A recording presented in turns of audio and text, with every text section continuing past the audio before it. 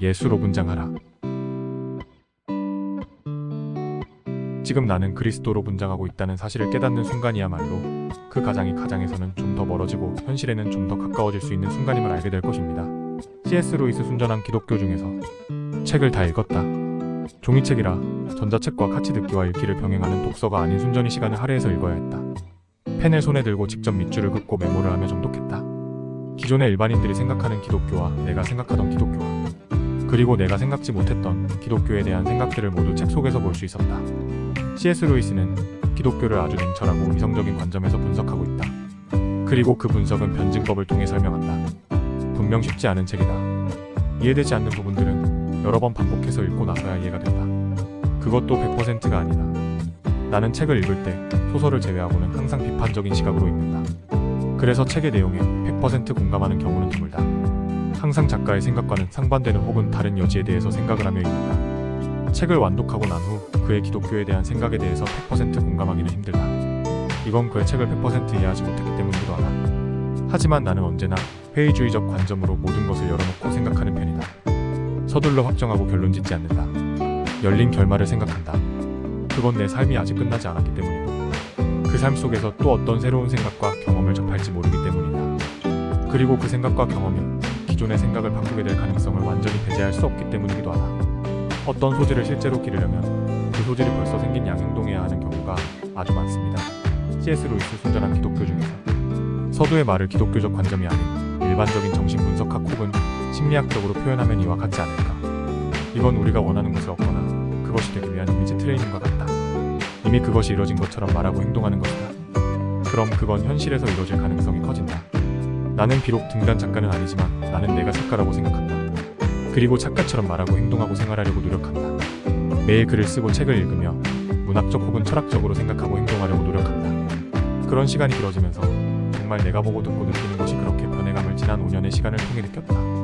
스스로를 작가로 여기고 살아가면 변하는 현상 중 한 가지는 항상 사물과 사람과 현상을 대할 때 그걸 글감이 될 수 있는 가능성을 배제하지 않는다는 것이다. 그럼 서둘러 사물과 사람과 현상을 판단하고 정의하고 확정하지 않는다.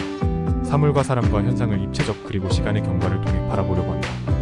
그래야 글감이 생동감 있는 존재로 살아날 수 있기 때문이다. 누구나 보는 관점은 누구나 쓰는 뻔한 글감이 될 뿐이다. 경험하는 모든 일에 대해서 의미를 찾으려 한다. 그것이 비록 나쁜 상황과 사람일지라도 거기에 비난이나 불쾌한 감정적 소모를 하는 시간을 줄이고 그것에서 의미있고 나에게 도움이 될 것이 무엇인지를 찾게 된다는 말이다. 그리고 실제로 그런 상황들 속에서 찾은 깨달음과 의미가 나의 글 속에서 녹아나고 있다는 것을 느낀다. 예수 닮기를. C.S. 루이스는 판타지 소설 작가이며 또한 평신도 신학자이다. 그는 내가 위에서 설명했던 개념과 경험들을 기독교적 관점에서 접근하고 연결시켜서 설명하고 있는 것 같았다. 내 평생 소원, 예수 닮기를, 예수만 닮기를 내가 원하네.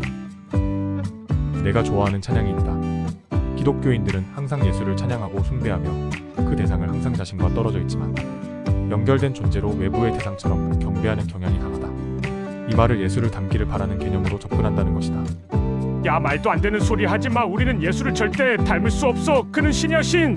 얼마 전 일터에서 함께 일하는 목수님과 예수에 대한 얘기를 나누다가 내가 이 찬양을 좋아한다고 하니까 그는 말도 안 되는 거라 말했다. 인간은 절대 예수를 닮을 수 없다고 했다. 그냥 그런 척하는 것뿐이라고 했다. 그리고 교회에는 그런 사람들로 가득하다고 했다. 교회가 썩어가는 이유라고 했다. 그는 어릴 때부터 모태신앙으로 예수를 신으로 믿으며 살아온 분이었다. 그는 그래서 예수 닮기를 포기했던 모양이다. 그럼 예수가 떠나고 그의 길을 걸어간 제자들은 어떻게 설명합니까? 그래, 그들은 대단한 사람들이었지. 그리고 순교했지. 하지만 그들이 예수를 완전히 닮았다고 할 순 없어. 그는 누가 그렇게 죽음의 길을 걸어갈 수 있냐고 반문했다. 그렇다. 그의 말은 틀리지 않다. 예수를 닮는다는 것은 결국 죽음으로 향하는 길이다. 왜냐? 예수는 죽음을 자초한 인물이었기 때문이다. 그렇기에 현실에서 그리스도인으로 살아간다는 것만큼 고통스러운 것이 없다고 말할 수 있다. 하지만 이 죽음은 좀 다르다. 호기심, 호감과 의심 사이. 난 솔직히 누군가에게 기독교를 강권하지 않는다.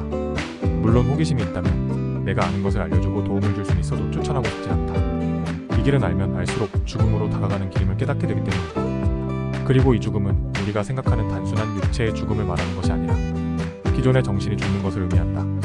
새로이 태어나기 위해선 먼저 죽어야 하는 것이다. 예수가 죽었다가 다시 살아난 것처럼 말이다. 그래서 예수의 부활은 아주 큰 반전의 의미를 품고 있다. 예수의 제자들은 예수의 부활을 보고 나서야 그의 길을 따라갔다. 만약 당신이 누군가를 이 길로 안내하고 싶은 마음이 간절하다면 나는 얘기하고 싶다. 누군가에게 하나님과 예수에 대해서 입으로 설명하려 들지 마세요. 그냥 그들에게 호기심 가는 사람이 되세요. 라고 말이다. 무슨 헛소리냐고 할 수 있을지도 모른다. 자신이 그냥 예수처럼 말하고 행동하면 된다. 그렇다고 내가 예수다라고는 외치고 다니지 마시길. 잘 생각해보라. 왜 예수를 따르는 군중들이 늘어났는가? 그 시작은 모두 그에 대한 호기심이었다. 그 호기심은 크게 두 가지로 구분된다. 호감과 의심이다. 그의 선한 말과 행동 그리고 기적이 누군가에겐 호감을 불러일으켰고 누군가에겐 의심을 불러일으켰다. 그것이 예수를 따르는 제자들과 팔로워들이 계속 늘어난 이유였다. 그리고 의심으로 그를 따르던 자들도 결국 의심이 믿음으로 바뀌었다. 그건 예수가 행한 모든 일들이 신이 하고자 한 말과 행동이었다고 믿게 되었기 때문이다. 이건 우리가 관계를 가질 때도 비슷하다. 말로 조언과 충고를 하는 자들보다는 말없이 평소의 삶의 모습에서 보이는 것들이 타인의 변화를 일으킨다는 것이다. 그래서 변화는 순식간에 일어나는 것이 아니다. 서서히 번져가는 것이고 어느 순간 가속도가 붙는다. 이건 복리의 원리와도 닮아있다. 불씨 하나가 다른 곳으로 옮겨 붙으면서 사방으로 퍼져나가는 것이다. 그래서 대중 앞에서 신앙을 연설하는 자보다 내 옆의 삶으로 보여주는 한 사람이 나를 변화시킬 수 있는 것이다. 그 한 사람은 나에게 궁금증을 불러일으켜야만 하고 그 궁금증을 스스로 풀어가는 과정과 시간이 필요하다. 나에게 다가왔던 사람도 그랬다.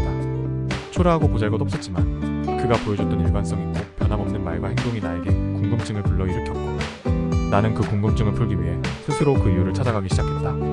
그 시간은 나를 변화시키는 과정이었다는 것을 그 많은 시간이 다 지나고 나서야 문득 지금 글을 쓰면서 알게 된다. 변화는 자신도 모르게 온다. 전 어제부터 새롭게 태어났습니다. 난 솔직히 사람들 앞에서 이렇게 말하는 자들을 그리 신뢰하지 않는다. 난 그 사람이 지나온 시공간을 모르기 때문이다. 그렇기에 그런 사람은 절대 나를 변화시킬 수 없다. 그냥 남이 보던 뉴스 보듯 볼 뿐이다. 나의 변화에 불씨를 던져준 것은 궁금증과 호기심이었다. 여태껏 살아오면서 경험하지 못한 이상한 사람을 만났고 그 이상함이 비현실적이고 이해되지 않았지만 불쾌하지 않고 부정적이지 않았기 때문이다. 반기독교적으로 보이는 경험들을 통해서도 역사하십니다. C.S. 루이스 순전한 기독교 중에서 내가 처음 그를 바라보는 시선은 이러했다. 호기심이었지만 의심을 품은 호기심이었다. 나는 인내심이 꽤나 강한 편이다. 그래서 오랜 시간 두고 지켜본다. 그래서 오래 지켜봤다. 그래 언제까지 예수 행세를 하나 지켜보자.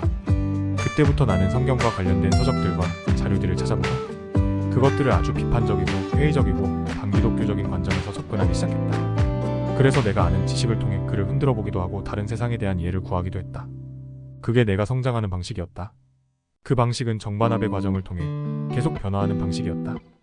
항상 열린 생각과 판단으로 이곳저곳을 들여다보고 다녔다. 그런 것들을 그에게도 말해주고 싶었다. 하지만 그는 나와 완전히 다른 존재였다. 그에게 진리는 이미 정해진 것이었고 더 이상 바뀔 수 있는 그런 것이 아니었다. 그 이후 난 그에게서 내가 살아가면서 보고 듣고 느낀 것을 말하기보다 그가 보고 듣고 느끼는 것이 무엇인지에 집중했다. 그렇게 그의 삶을 관조했다. 그가 하는 예수쟁이 행세는 그렇게 5년이라는 시간이 흘렀다. 그런데 그는 크게 변함이 없다. 그리고 지금 이 책을 보고 뒤통수를 치는 깨달음이 왔다. 당신을 예수처럼 분장하라. You make up like Jesus. 이것이 예수가 이 땅에 온 이유라는 확신이 든다. C.S. 루이스가 순전한 기독교를 통해 말하고자 하는 궁극적인 내용이 바로 이것이었다. 신은 자신의 분신인 예수를 보내 그들로 하여금 그를 따라 하도록 하게 하심이었던 것이다. 이건 아기가 부모를 흉내내고 따라하며 커가는 방식과 같다. 그리고 우리가 멘토를 찾고 그 멘토를 따라서 삶을 바꿔가며 성장해가는 것이다. 그리고 이것이 신이 다시 인간과 연결되고 하나 되는 유일한 방법이라고 말한다. 마음에서 우러나고 정신이 정화되어 말과 행동이 바뀌는 아주 이상적인 변화를 꿈꾸는가? 당신이 그런 이상적인 사람인가를 먼저 생각해보라. 당신은 현실에 몸담고 있다. 말과 행동을 먼저 바꾸고 지속하며 훈련하다 보면 어느새 자신의 마음과 정신도 그와 같이 변해간다. 어렵고 힘들며 또한 어색하고 나답지 않다고 느낄 것이다. 당신이 되고 싶은 사람 혹은 가지고 싶은 것이 있다면 그것이 된 것처럼 가진 것처럼 말하고 행동하면 된다. 위선과 가식을 행하라는 것이 아니다. 그건 안 하는 이만 못하다. 진정성과 간절함으로 말하고 행동하라는 것이다. 상상해보라. 모두가 예수처럼 말하고 행동하는 세상은 지금과는 완전히 다른 세상일 것임이 부인할 수 없다. 당신은 어떤 분장을 하며 살아가고 있는가? 우리는 다른 사람들에게 변장하는 것에 너무 익숙해져서 결국에는 우리 자신에게 변장하게 됩니다.